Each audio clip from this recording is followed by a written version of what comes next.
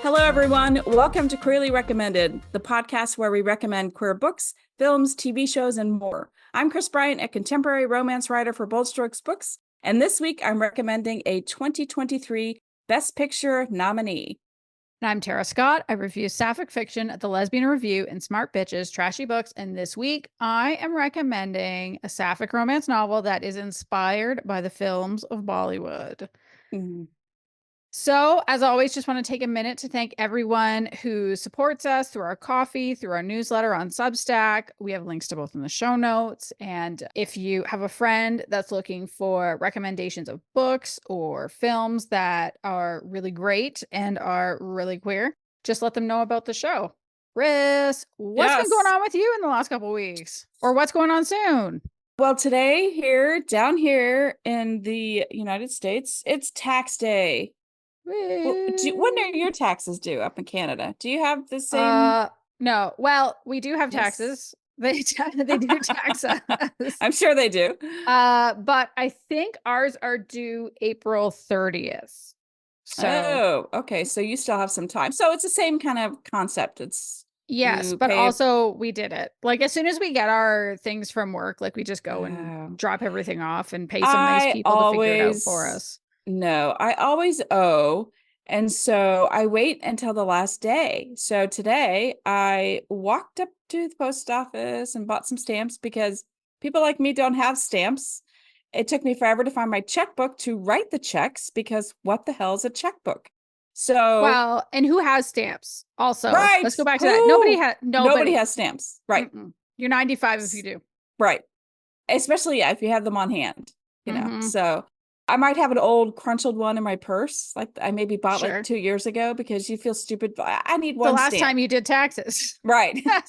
So last year. So I just went to the little, they have like a little machine, a kiosk, and you can just buy stamps, first class postage.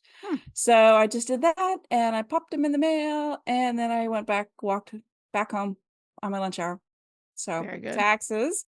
And I'm getting ready for doing Earp Division Expo, Earp Expo up in Niagara Falls next month. I'm not doing it.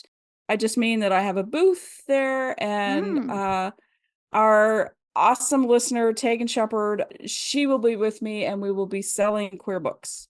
Yay. If you go into that, go swing by for a special gift. Just mention the podcast and we'll come up with something cute to give you. Do the actors still go to that? Yes, they do. They do. And this is the one I love this part because Tim, who plays Doc Holliday, he always comes up to the vendors and he always buys something from each vendor. That is so sweet. So now how many of your books does he have at this point? Only has 2. You just keep a list ready for him. I'm just going to keep a list. Buddy, you got this last time. Yeah, we're going to get a little spicier this year. No, I'll probably give him Catch. Oh, yeah. For sure. One.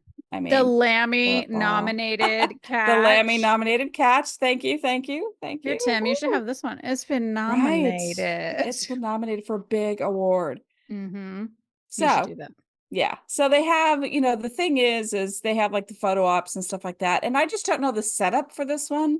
I don't know if we're going to be downstairs with all the the events or if we're going to be in some different place because I've had it both ways. Yeah. So your favorite. My favorite. So I'm hoping that it's all on the same level. And so then we get a lot of traffic, a lot of people, everybody wants queer books. What? Love? What? Yes. I'm very excited about it. Earpers are like the best supporters of one another, of each other and stuff. It's just beautiful. I love being an Earper and I love the love that we have in our small community. It's just, yeah. It is kind of amazing to me still that there are so many people who are shocked to learn that there's so many queer books and that there's so much queer romance. Because there's some that they think the world sort of starts and stops with Casey McQuiston, which like nothing against her. I really loved her book One Last Stop. Or like maybe they know about, what's her name? She wrote the books like Astrid Parker, Delilah Green. Oh, stop. Who is that? But yeah, you know who I mean. Like, yeah. There's like a handful of traditionally published ones, which Right. again, we've talked about this before. I think Yeah. it's amazing that we're getting sapphic fiction published by traditional publishers because it's validating that demand in the market. Right. But then so many people don't realize, okay, and once you've run through this handful of books, guess what? There's Like thousands more waiting thousands. for you over here. Literally thousands. Right. There's all the tropes you love, they exist. They do. And So so to make myself more marketable, because that's what I do, I actually opened a TikTok shop. Did I tell you this? Did we have this conversation? you told me, but I can't remember if you did on the podcast. Oh, And yeah. it's amazing. Like I do nothing. Mhm. And I haven't posted a video in a very long time. I just did like a hot girl cover book sale on Mhm. TikTok and got some sales off of that. So, I mean, it's just, the younger generation, the people who don't know that we have all these books, book talk is a thing. It really is. Mhm. And so I'm sending my books all over and it's great. I love it. Authors, if you don't have a book talk shop yet, I You think that's your should. sign that you need to get on it. Yep. I have reached out to several of my author friends and I have highly recommended it to them. And I had to like explain what I'm talking about. And I would be more than happy to help people set it up. It's super easy. Here's the funny thing. I did it and forgot about it. And then I got Oh. this hate message from just the TikTok shop people. And they're like, hey, we have orders you need to send out. I'm like, oh, okay. So, Sorry. because you get notifications from TikTok and you're just like, Mhm. whatever. Because like friends will send me TikToks or, they'll tag me or something like somebody viewed your profile or something, so I just tend to ignore them. But Mhm. now I have it as a separate app and I look at it religiously so that I do not screw this up again. Good. Very So, good. yeah. Anyway, Mhm. that's what's been going on in my life. What about you? What has been going on in yours? Well, we're recording this on a Monday, which actually we've been doing a lot lately, but Yes. this time it's because I was gone for the weekend. I had to go to Vancouver for work. I had to go to a thing at a conference, but it was so nice just to So get out of town for the pretty. weekend. It was Yeah. somehow managed to hit Vancouver with like perfect, beautiful weather, super sunny, nice and warm, not Nice. too hot. Got to see a couple of friends that I used to work with at my last company. And yesterday, one of them, we just walked for like a couple of hours because it's a super walkable city. I maybe wish I had my normal sneakers that I wear Oh, when I'm walking because my one mhm. foot has like 3 blisters now. My poor sweet baby Oh, foot. no. It'll be fine. It'll be fine. It just meant today I got home today, I was like, "Maybe I'm not going to work out today because I don't want to put a Upper sneaker on body. this foot." It's Well, just that's what upper I thought. I body was like, "Do today. I need to wear shoes if on chest day? Nope. Can I just make sure not to drop a weight on my foot?" Um, Try and it. just now I took the day instead. Oh, good for you. But we walked down to the beach at, I guess it's at English Bay. I didn't even know it was going to be there, but my friend pointed out I saw the AIDS memorial that was there. So Oh, last summer I saw the one in Toronto. This summer I saw the one in Vancouver. It's probably not fair to compare because it's not like, the way we honor people in different cities is more important or anything like that. right. But the one in Vancouver, I think it's like a static, it just sort of is what it is. It's not being updated anymore. The thing that I Mm, found interesting about the one in Toronto is that it is a living memorial. So it does continue to get wow. updated year over year. But that was a really good, powerful thing to check out. We also stopped in the gay district. I tried to see if I could, pick up a couple souvenirs for my kids and turned out no. That was the nope. It was either inappropriate or Oh, what? extremely expensive. I'm Oh, not yeah. spending Mhm. $25 for a pair of socks for a child. No, no, no, no. You spend Like, $25 on a coat for a child. that's right. Or like there's this really cool like a mesh kind of shirt, but it also had like little, it was like rainbowy, but also had like little, I don't know. I can't remember what were the little designs on it. And then I looked and it was $45. And I was like, this is gonna rip No. in like 30 Right. seconds. Right. Or get the dog nail stuck on it. That always Yes. is great. Yep. It would take a second. So we didn't do that, but it was great. I think it's been 16 or 17 years since I've been to Mm, Vancouver. And it was just one of those like, why don't I go here more often? It's an it's hour and a beautiful. half flight. It's like the easiest flight ever. Mhm. It's super beautiful. It's right on the ocean. So I think I want to do that more often. So yes, I Oh, went that's for awesome. a work thing, but I also, and that was also great. Like getting to see coworkers that I don't work in the same city with too, because I'm very, very, very lucky that I love the people I work with. I have not always been as lucky in my career, and not everybody gets to be that lucky. So it's just like a really nice, fast, soul-filling weekend, and now I'm mentally drained. Oh, So I'm sure. Yeah. Traveling thankfully, always does that. I took today off kind of proactively. I thought, if I'm not taking a weekend, if my weekend is sort of not recharging at all, I should at least take the Monday. And I'm really glad I did. Like, even frankly, putting together the outline for this episode, I was like, it's a struggle pulling some thoughts together. But my brain came through. Yay. At 3 p.m., it came back. So Yay. I have hopes. All right, Kris, what have you been reading or watching in the last couple of weeks? Oh my God, we need to talk about 911. Okay, what is this? Because I see people talking about it sometimes on Twitter, and I don't actually really understand what the show is. And I think you've even Okay. talked, I think Yes, you might have I talked about it in recommended the it. past. I I know, have but I recommended it. forget things. I have ADHD, and I was probably Okay. unmedicated when you recommended it. All right. So there are two 911s. There's one that takes place in Los Angeles, I think.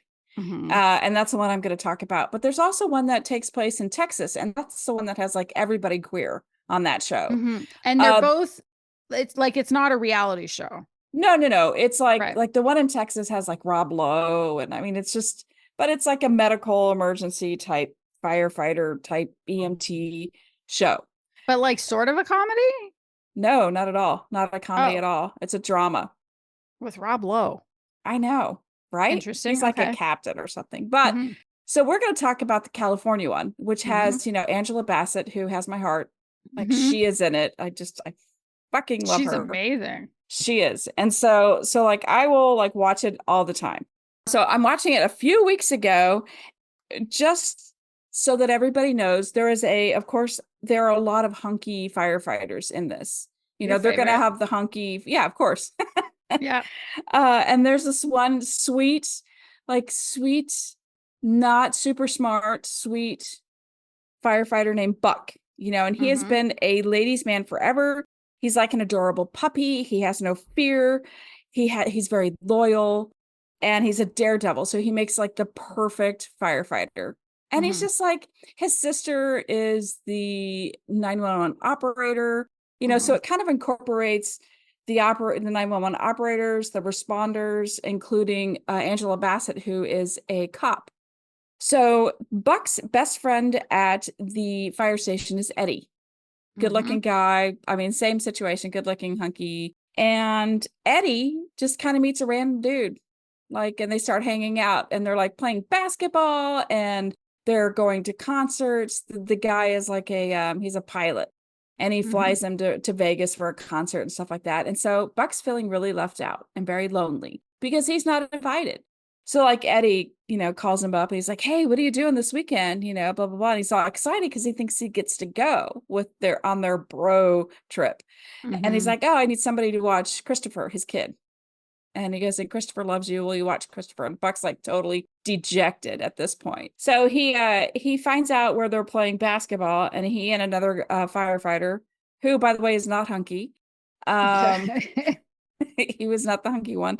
Okay. Um, they go find this pickup game, and Buck's like, "Yeah, I love basketball." And so he kind of like he hurts his friend. Like he gets so involved in it, he like does something, and his friend falls and twists his ankle. Okay. Eddie. So Eddie falls, and everybody can tell that there's some sort of like masculine aggression going on, like what is happening. And so Buck leaves, and he hasn't even called his friend. He doesn't know like if his friend's broke his foot. He doesn't know if Eddie's like hmm sprained it or what the deal is. And so he's too embarrassed like for the way he acted in front of his friend. And Oh. the new friend, his name is Tommy. hmm Eddie's new friend is Tommy. So Tommy shows up, and Buck's like, "What are you doing at my house?"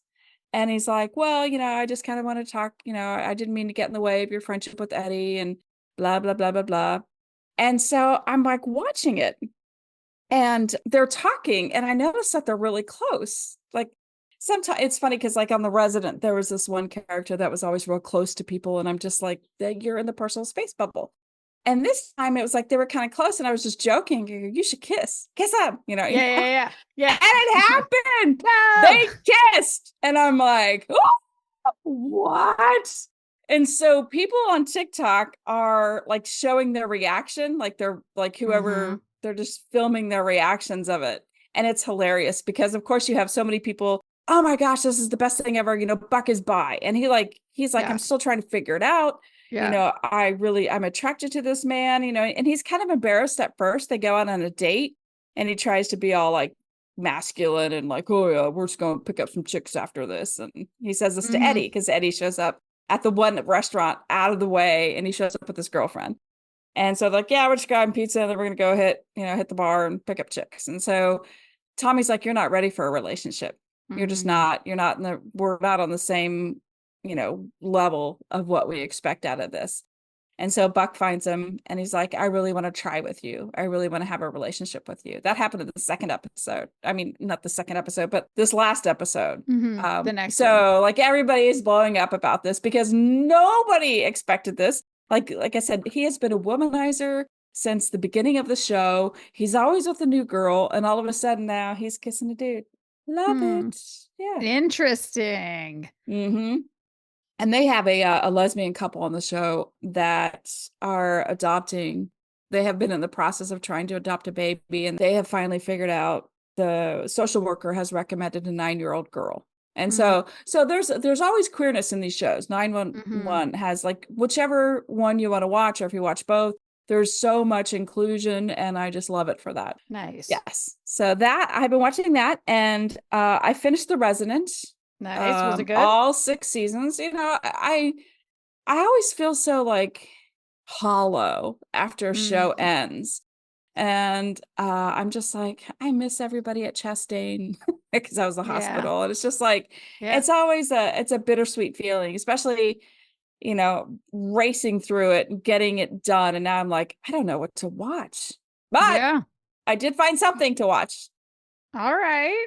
So I watched something completely, totally different because I'm like, I cannot do another medical show because I watched Nurses, which is great. And then I watched The Resident, which is great. And now I need something different.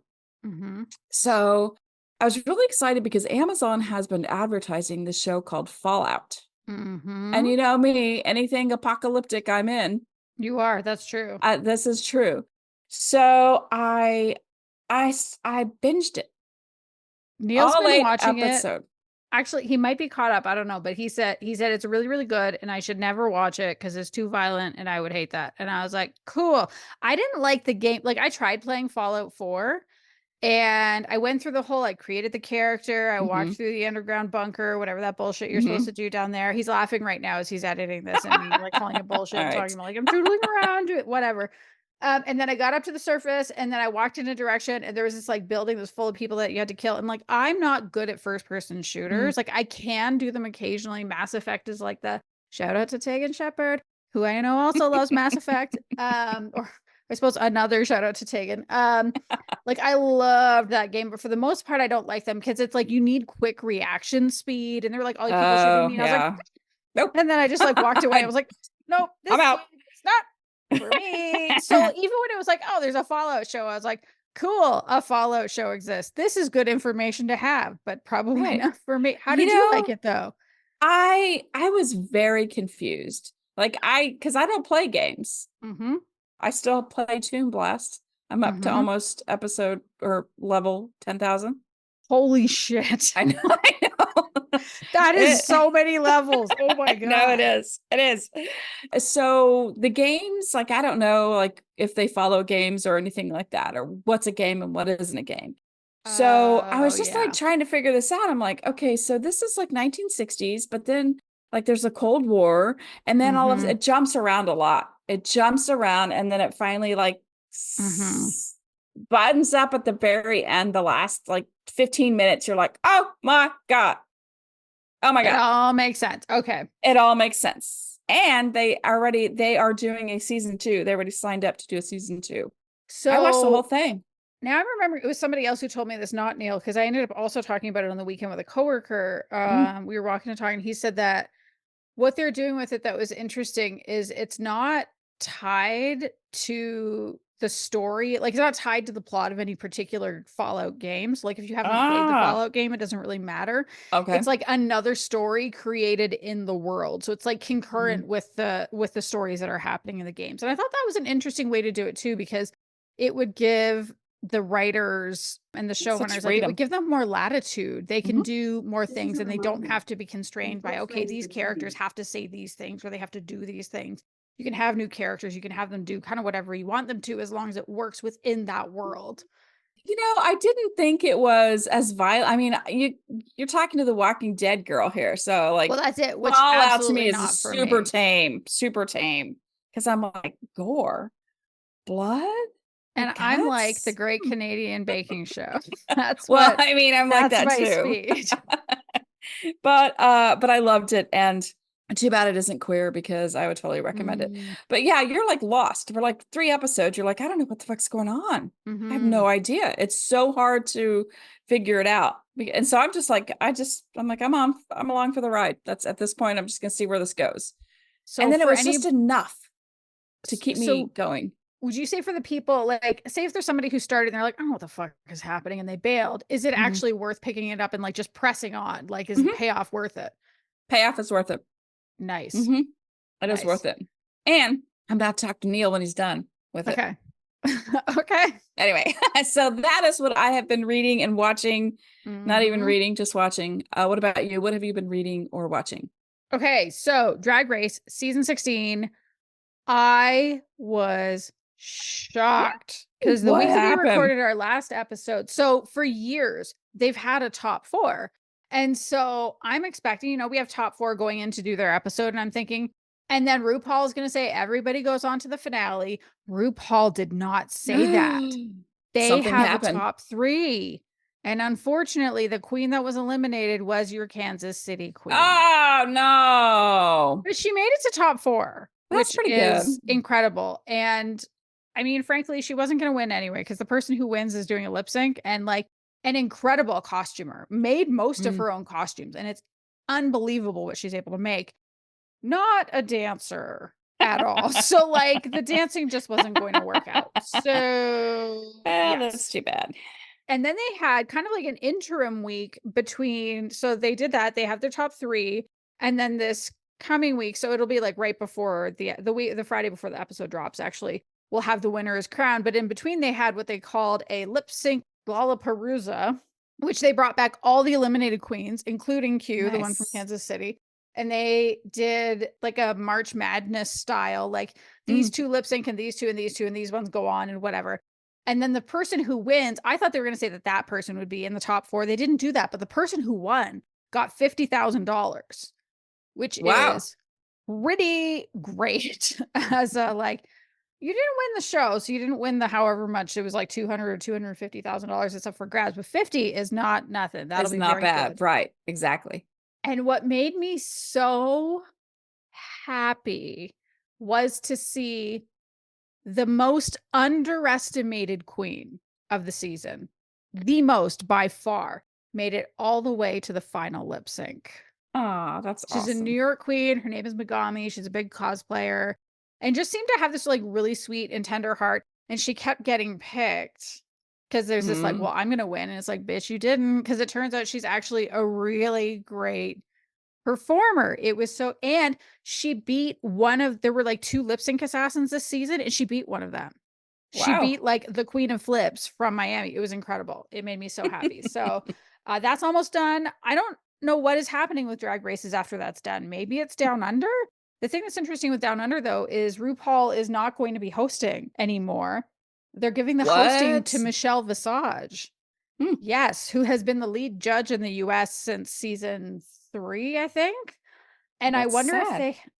it's really interesting. Like, I wonder Yeah. if they're having her do it this year so then they can identify a local queen from Australia or New Zealand to take over. Cause like Canada, RuPaul doesn't do most of the franchises, like only does US and UK Hmm. now. So Canada has a former one. France has a former competitor from the US as well. Mexico, although I think something might have happened there. Anyway, there's so many of them, I can't remember all of them. And it's often a local queen. So I wonder if that's what they're doing there. So Hmm. maybe that's what I'm watching next. But I started watching Blown Away. the glass blowing reality show on Netflix. Have you seen it? I think I might have. It's a really great treadmill show. I think we've talked about treadmill shows before. Like you just put it on in the background while you're doing something. It's really great for that. I finished Somebody Feed Phil, which is my last treadmill show. I kind of always need to have one going. I don't have a treadmill, but that's, that's just what we call it. And it's really interesting to see what people can make with glass. And I didn't know anything about glass blowing before, and how like when glass gets that hot, like it's liquid, but then it turns almost into like a putty. Like it's so cool to watch stuff being formed, but it's also so tense. Like there's times where I'm tense for them because I'm like, oh my God, don't let it break. Oh no, it broke. Don't burn yourself. No. And there is some queer rep in it. Like there's a queer contestant that won the first season. There's a queer contestant in the third season. I watched 2 seasons in the last 2 weeks and I've just started the third. I know. Because they're also only like 25 minutes an episode. Oh, well, yeah, that's fast. Short episodes. Seasons aren't too long. So if you're looking for that kind of show, that's fun. I read some books. Books are nice.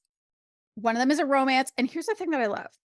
Because you were just talking about the con that you're going to. Guess what the theme is? It takes place around a fan con. Yay! So that's always the best. Holsted and Andy by Olivia Janae. So we follow the perspective of Freddie Wynn. She's a former college soccer star. She's a bartender.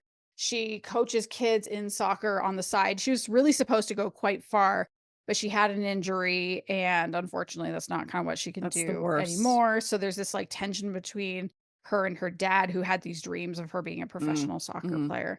But the book opens with her going to a conference for the fandom for this cop show, and she has a crush on these 2 women that a lot of people ship on the show. And one of them is Andrea Canton, and the 2 of them, they have a bunch of these like random encounters. They keep running into each other. And then kind of Freddie's trying not to get her hopes up too high because, like, come on, Andrea's straight. Of course she's straight. Like, she must be straight. And I just have a crush, and that's silly. Except, is she straight? Because at one point they're in Andrea's hotel room and maybe they kiss. So perhaps she's not straight. That never happens to me at these cons that I go to. Well, that is the one thing I'm going to say about this book. I feel like more than most romances I read, I really had to suspend my disbelief. Like, I think so much of reading romance, like, yeah, you're often suspending disbelief, but you do that when you read fiction anyway, right? Like, it's literally something that an author made up. But in this case, I really had to do it because also that particular scene was like an only one bed situation in Andrea's room. And I'm like, would an actor who was like, hey, I'm open to banging a fan, but it wasn't that kind of a situation in this case. So I didn't care because it was so cute. And it was really convenient for them because they live in the same city, which means that, you know, when they get back to real life, they can start to see okay, can we make a relationship work? But Andrea is not out. Like, as an actress, she's closeted. And Freddie's parents are these like very conservative Vietnamese people who just will not, like, she came out to them, but they refuse to acknowledge that she's gay. So I liked this one a lot. I felt like at the con, it was especially like fun and frothy, and it just has that, like, it somehow managed to bring in, you know, like that just buzzing energy that you get. Oh yeah, I love it. Yes. When you get all these people together. And it had like all the usual moments. So like Freddie's with her friends attending these like main stage events where the cast are doing a panel and talking about things. She goes to get her photos taken with them. She sees them at different like meals and things. But then we also see some of her private moments with Andrea too. And it's funny because it opens, like, when it first opens, she's getting in so stupidly late because she's a bartender. Bars, you know, close late. And that's when Andrea also rolls in with her bodyguard. And her bodyguard is such a fucking dick. And so it's just this like almost comedy of errors situation between them. But it leaves that lasting impression so that when Andrea sees her at other times, like it kind of works and makes sense, so that it's this like, well, why would she notice one person out of the crowd unless she had a one-on-one encounter with them separately? So it kind of, it sets that up in a good way. And I also like at one point one of them is talking about how much they love Buffy and the other one's not seen it. And there's just this like, how dare you? What? I And it's know. like, What? right? So like giving this nod to like there's so many fandoms out there. So I like that Mhm. this is the one that gets brought in. One of the things that I really especially liked about it is we see Freddie is really good at making that distinction of, okay, yes, I had a crush on Andrea's character, but she is not her character. She is her own person, and this Oh, is who mhm. I'm actually falling for.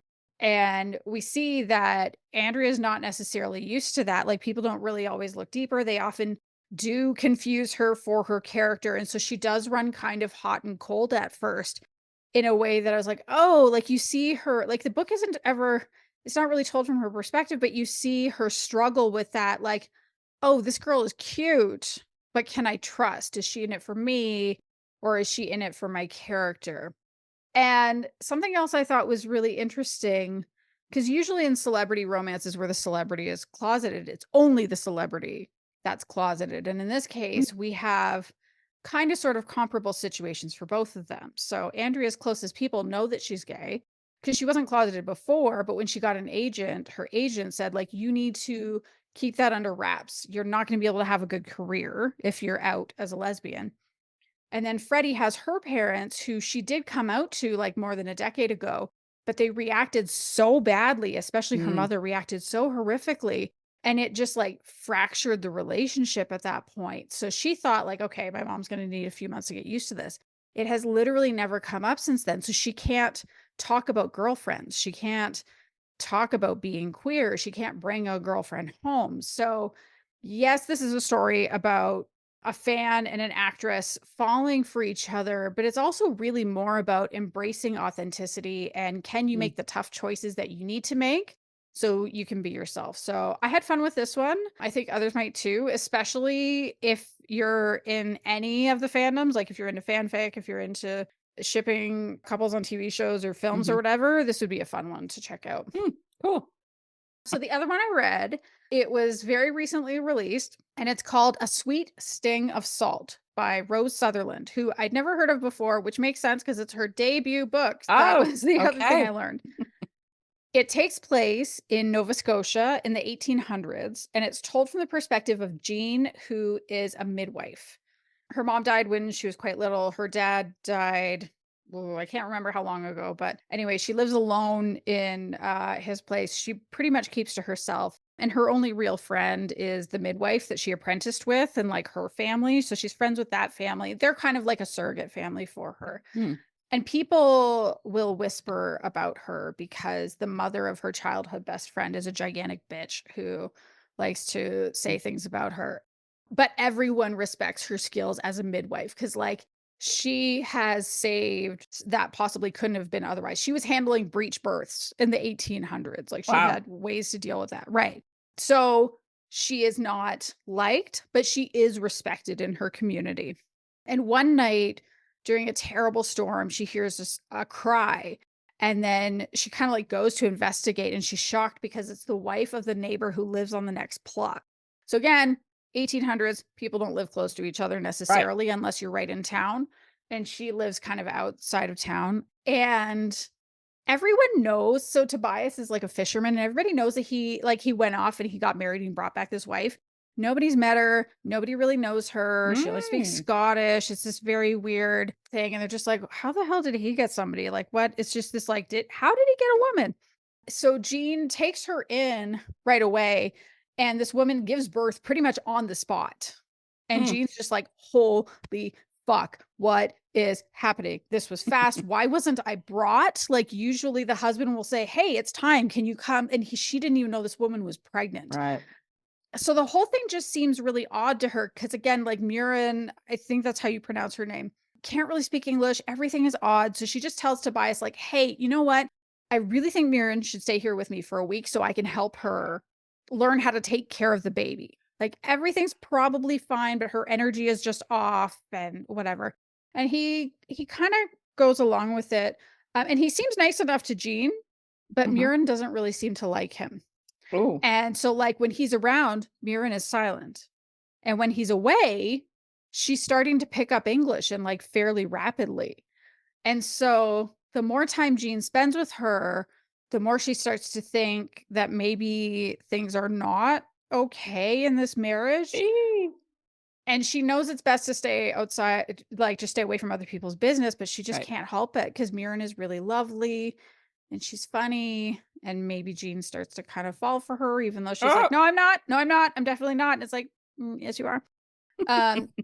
In the meantime, Tobias just gets like weirder and weirder the more it's clear that like Jean, Mirren, and the baby might all be in danger. And so the real question is, can Jean save this woman and keep them all safe? It's so beautifully written and it's really hard to put down. And so I would say this book has a romance. I do not think that it is a romance. And if you like Gothic novels, like if you were reading like Wuthering Heights and some of those like old school Gothic, like this is a great one. There's only one reason that this is not an official recommendation, and it's because I can't talk about it in the kind of depth that I want to talk about it. Because if I do, it would really kind of spoil it. Yeah. And the reason for this is that it is a retelling of an old folk tale that's called The Selkie Wife. And so here's what I will say to people. I absolutely recommend that you read this book. Do not read that folk tale before you read the book.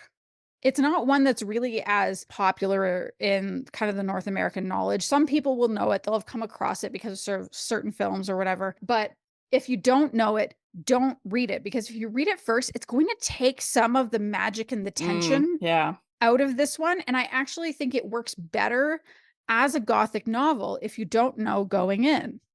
The other thing that I'll say, because some of you might have said to yourself, okay, but this is about women in the 1800s. And those stories often have terrible endings. I said the same thing. Now, Kris, I told you at some point within the last few months that I don't read endings anymore. Lies. I usually don't read endings anymore, but because this is not a romance, it has a romance, and because it involves sapphic women in the 1800s, I had to check the ending just because I had to know, like, is this going to be a good ending or is this going to be a bad ending? Right. And I'm sure there are a lot of other people that are wondering the same thing. I'm not going to say what it is here, but if anyone absolutely needs to know before you read it, I'm going to put a link in the show notes to a recent post on the Smart Bitches Trashy Books website where I can't remember if it's every week or every other week, we do a what you're reading post where literally we just sound off on what it is that we're reading. I mentioned this book and I did share whether it had a happy or an unhappy ending for that very reason. One of the things I love about writing for Smart Bitches Trashy Books is they use a spoiler tag function where you can put information behind a spoiler tag so people can choose to expand it and look at that information or not and then move on without it. So if anybody needs to know, absolutely go there and check it out. And I absolutely recommend A Sweet Sting of Salt. It's just, I've been telling a bunch of my real life friends that they should read this one because it's just that good. It's going to be another one of my top reads for the year, but I don't feel like I can say anything particularly substantive about it. So go read it. Okay. Kris, what is your official recommendation for the week? So my official recommendation is Maestro. Best Picture nominee in 2023, directed by Bradley Cooper, starring Bradley Cooper. And guess who I didn't think about once while watching this movie? Bradley Cooper. I did not. He was that good. He was that good. Yeah. So here's the synopsis. Maestro is a historically accurate portrayal of Leonard Bernstein's life and career, emphasized by the opening quote from Bernstein himself. The film delves into Bernstein's complex personal life, including his extramarital affairs and the challenges he faced in his marriage to Felicia, I think it's Montealegre. She's an actress. Okay. So I really enjoyed this movie. I put it off because I'm like, why do I care? Why do I want to watch a movie about Maestro? I mean, I love music, but I don't know anything about composing or reading music. I just don't, I can't do that. Yeah. But I was like, I was trying to find something to recommend, and I had started a few shows that just didn't make the cut. Yeah. And so then yesterday I'm just sitting there and I'm like, you know what? I'm going to see if this is worth it. And I absolutely love this movie. Really? I did. Like, I was not expecting that. So Leonard is called upon in his mid-20s to step in to conduct the New York Philharmonic at Carnegie Hall, and he nails it. Like the original Maestro, I guess, he is sick. So they call him up, say, hey, can you do this? And he's in bed with a dude. So he like jumps up. So immediately, like, okay, like we know. So he jumps up and he like doesn't even have time to shower. He like throws on his clothes, or his tuxedo, and he runs out there and he kills it, fucking nails it. And he becomes like a superstar overnight, just a massive superstar. Wow. And yeah, so there's something about creative people that I've known that just kind of have this free style of life, I guess, if you will. Especially if they're successful. I feel like almost rules don't apply. Yeah. But so he meets Felicia at a party, and he's like enthralled by her, like absolutely enthralled with her. And so they kind of start talking, and great cast, by the way. Sarah Silverman is his sister. And she talks she talks to Felicia. She's like, you know my brother, right? You know everything about my brother? And she's like, oh yeah, we know. I know about that, and I'm okay with it. So I'm like, this is could be interesting. Yeah, this could be interesting. Like so that?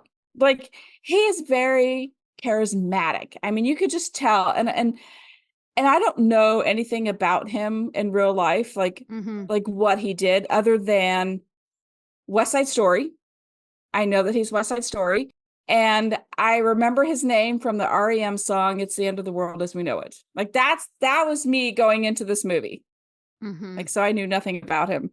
Like when he's at this party where he meets his wife, his boyfriend is there. And his boyfriend is the gorgeous man with the chiseled jaw, Matt Bomer. I think that's how you pronounce it. Is it Bomer? I know who you're talking about. Yeah. Like beautiful man, absolutely beautiful man. And he kind of breaks up with him, and he and Felicia get married. So it's kind of like, what does this mean? Is it just for fun? Like, does he, who does he love? And he really does love his wife. I mean, you can tell that he loves his wife. They have 3 children together, but he still loves men, and he still has indiscretions, and he still falls for students, and he still falls for like whoever gives him a lot of attention. So he's that kind of person. And, we always talk about how hard it was for women to be queer during the 50s, 40s, 60s, that time frame, and how they had to marry and have children and just kind of like lead these not really fake lives, but just not their authentic self. And that's kind of the same thing for men. And it never dawned on me like that was a thing. It never dawned on me until I watched this movie. And like he ends up years later, he runs into Matt Bomer, I don't even think I'm saying his name right, but we'll just call him Matt because I don't remember his character name, but he's Matt. And Matt is there with his wife, and they have a baby. And the whole time, he's like, oh my gosh, you have a baby. And he leans down to the little baby and he's like, I slept with both your parents. So just that kind of frolicky freedom. I feel like even though I'm married, I can still do this. And the whole time Felicia thinks she can handle it, but she really can't. So there's a lot of tension for a while. The older they get, the more she's just like, okay, he's not going to change regardless of what I do. And it becomes an issue when his daughter hears rumors about him. And the wife's like, absolutely, she does not need to know. Because he was going to tell her. It's like, yeah, I like men and I like women, And the wife begged him, do not say anything. Do not talk about this. Do not discuss this with your children. She's embarrassed, She is embarrassed for herself, for the marriage, for the family. So this is definitely a relationship movie. It's not about his successes. It just is about his relationship after his successes type thing. I think the acting is absolutely superb.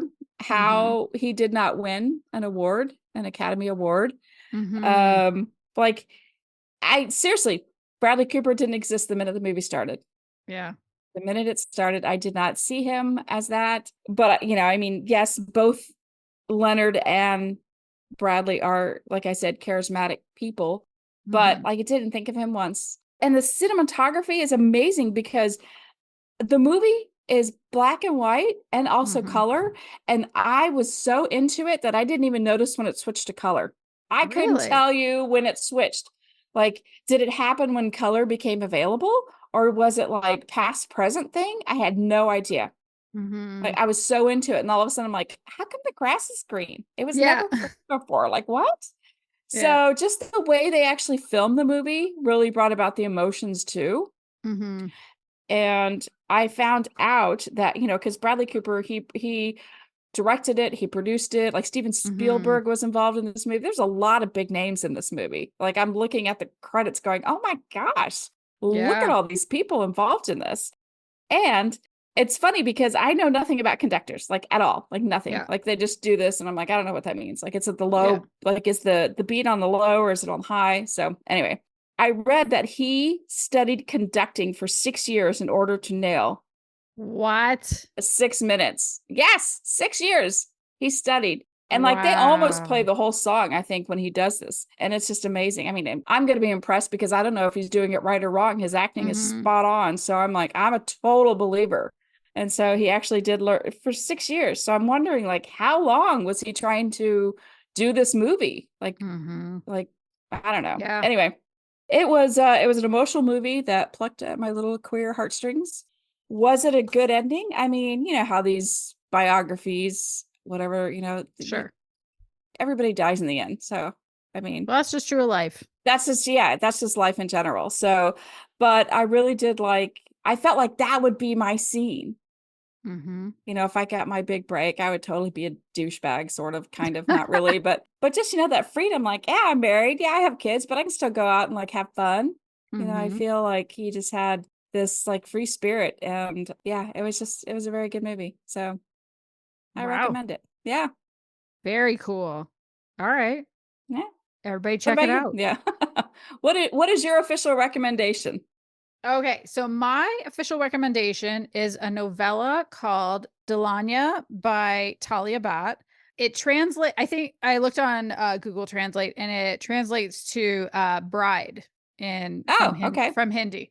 So Isha Aurora is our main character. She's what's kind of known as an NRI, non-resident Indian, Hmm. so like a citizen of India who's not living within India, but she grew up splitting her time. Her parents are married, but she split her time between the US and India. So she went to school in the States while living with her father, but her mother lives in India. And so she spent the summers with her mother. She is an artist. She had a chance to do an MFA in art, and she has the acceptance letter, but she's been told that a marriage has been arranged for her. And so Oh. she's agreed to return to India instead. Oh. She is not thrilled about this, but she also doesn't really feel like she has a choice, even though she's had a ton of latitude in her life. Like Mhm. she's a rich kid and she got to like grow up in the States with all the privileges that were kind of afforded with, a rich dad businessman in the States. And so she gets back and some of her like she hangs out with her best friends there, of course. And she's not thrilled that they really want her to learn a choreographed dance with them that they'll all perform together on the fourth night of the wedding ceremonies. So the idea is that the bride will have a dance and the groom will also have a dance that will Mhm. happen that night. Except then she meets Billu, who is the dance instructor, and Billu turns into like the one bright light in these 3 months that is that whirlwind of planning this multi-day wedding.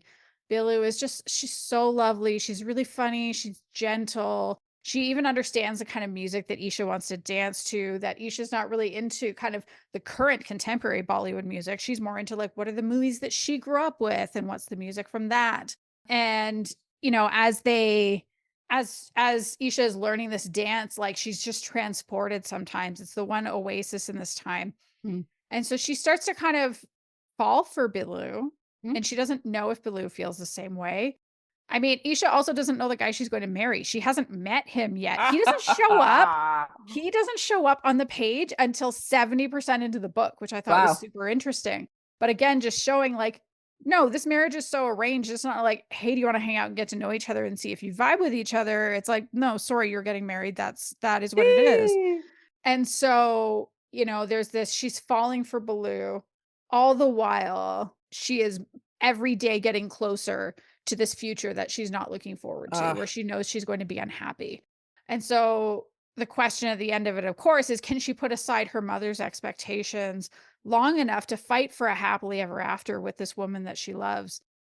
And so you remember how last year I started watching a whole bunch of Bollywood Oh, movies? yes. And I still watch them, maybe not as frequently as I did then, but I've seen well over a dozen. And I feel like I was training to read this book and I You're didn't right. even know it because it reads like a love letter to some of the most famous Bollywood romances and rom-coms. And so I'm going to say, again, this is absolutely my official recommendation. I completely loved it. I highly recommend it. But I really think you should try to watch at least a few of the films before you try to read this, or just keep an open mind if you're not going to do that, especially if you're a Western reader or somebody who's not familiar with this context, that there's things you're going to come across that may not make as much sense to you. It's like reading a Bollywood film, I guess, is how I would put it. So there are things around how the book is structured or certain things that we see or shifts in perspective that don't necessarily make sense if you're just reading a romance novel, but it absolutely would make sense if you were watching a film. And so that actually endeared me to it. So for example, like there are absolutely like I'm reading and it's mostly in Isha's perspective, but then it goes over to Billu's perspective. And I was like, what's happening there? And I was like, oh, because it's a film scene. Or at one point, there's a scene with like Isha's dad. And I was like, how does Isha's dad get a perspective? Right. Because if this was a film, you need this scene. It only works if That's this scene is in interesting. there. It keeps things going. Yeah. Like I loved that. I cannot believe the author pulled this off because one of the really absolutely key core elements to a Bollywood romance is dance numbers, like, or it's like songs, like it's music, it's dancing, it's all of that. And how does that work? And some of them are so emotional, and you see people being transported from like, okay, I'm in this room in this house in India, but now I'm singing and dancing in the Alps.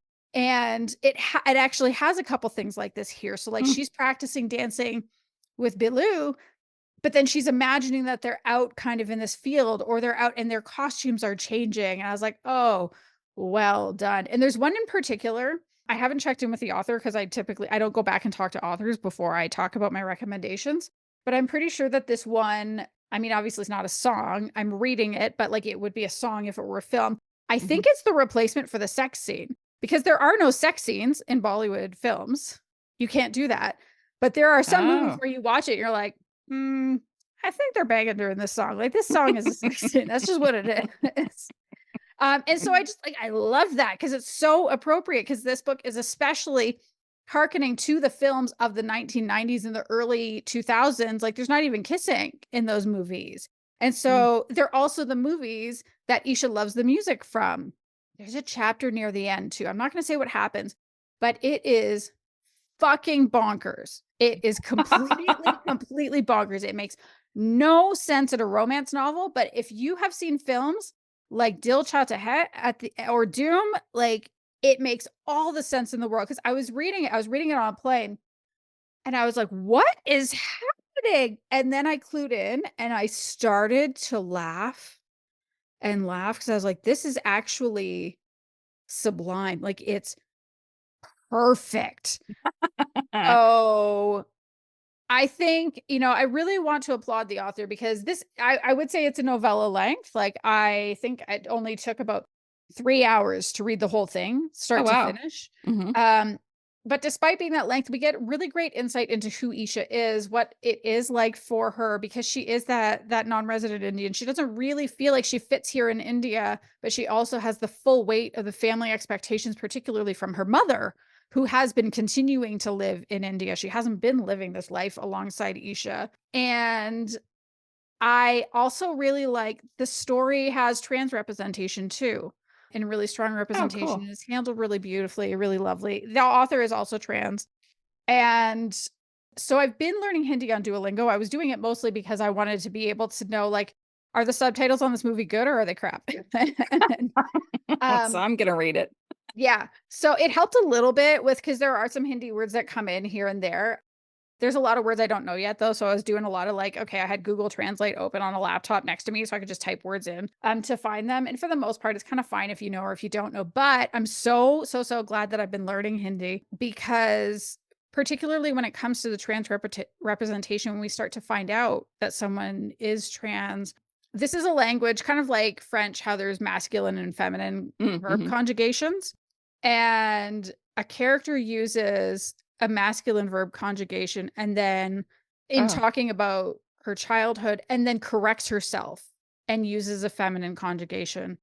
And it was such a subtle way to drop that piece of information before it's addressed in English. Yeah. And I just thought that was really, it was really good and really interesting. It also has like it just works in all these other tropes from Bollywood that are amazing. So like the first time, like the idea that a female character, like wind will be blowing in a room, like you're in a room. There are four walls around you and wind is blowing people's hair. And you're like, what? Why? How?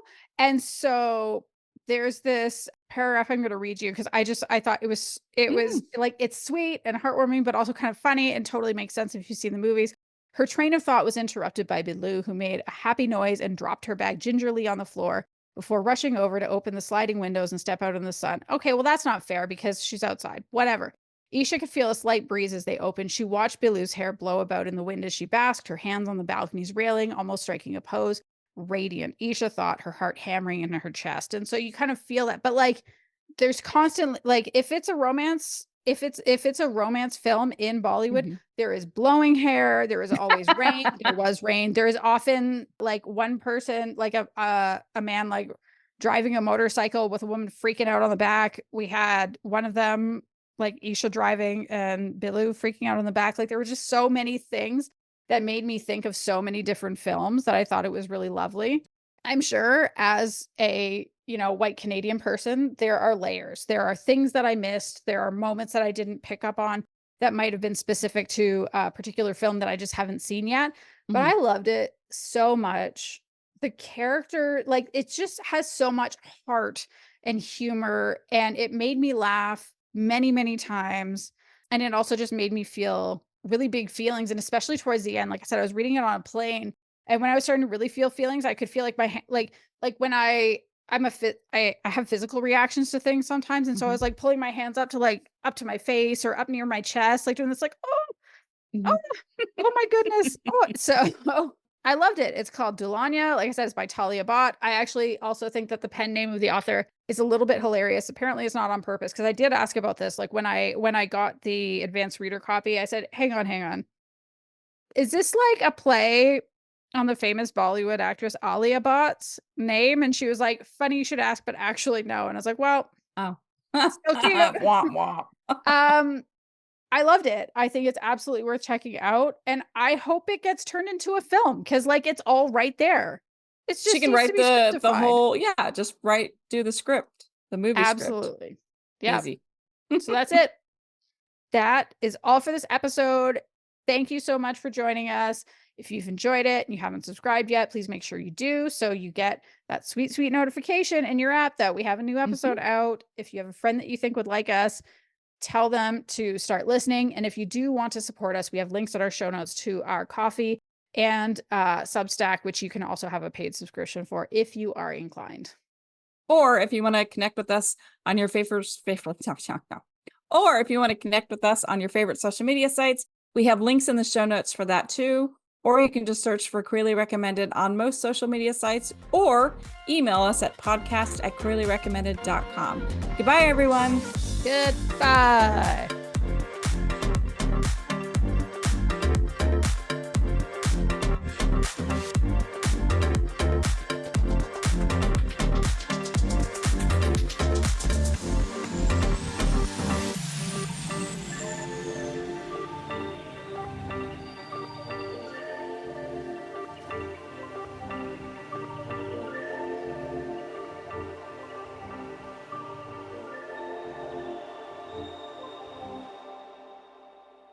Hello, everyone. Welcome to Queerly Recommended, the podcast where we recommend queer books, fuck.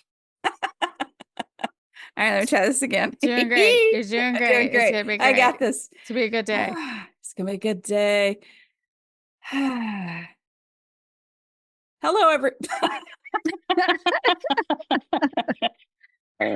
I got this. I got this. Why does this always get me? I don't know, but I love it. I don't know. I don't know. Okay.